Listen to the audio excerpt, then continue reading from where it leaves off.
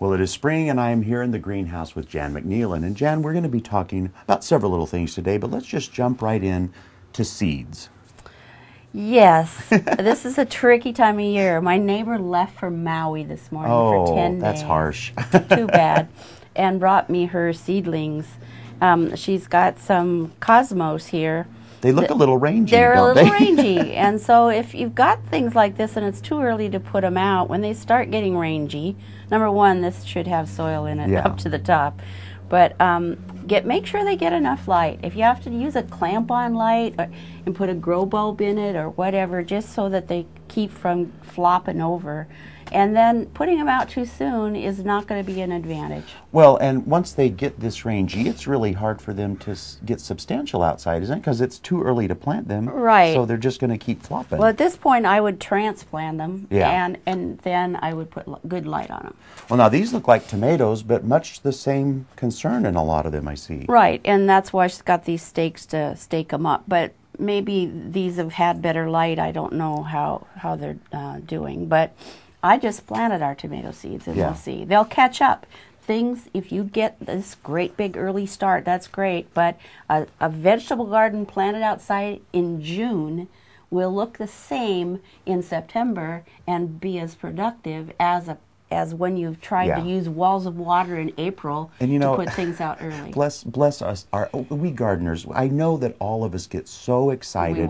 It's spring, we want to get out there, and we honestly believe that a tomato planted and protected now will provide more. Well, but that's really not the truth, is it? You might have the first red tomato in the neighborhood, but okay, you know. Well, and the other thing that you need to do at this time of year, I had these little mini roses in the greenhouse. Nice. And then I cut them back, and then they were loaded with aphids. So it was danger of frost for us is more or less past, and so I put them outside and hosed them hard. Yeah. And then hosed them hard again, and now they have no aphids on them at all. I just brought this in to show you. It's been outside. And that is a simple way to get rid of aphids. It looks good. And then I'm going to clean up this perennial pot. And this would be, if you haven't done your cleanup in your perennial beds in the fall, if things are starting to grow, you want to get this stuff out. Right. I've got lots of debris here that we'll get rid of. Which will also help keep slugs down. Right, and you can prune this back here. But if you like that bronzy foliage, just clean up the dead stuff, and then you could maybe start some new plants if you wanted to.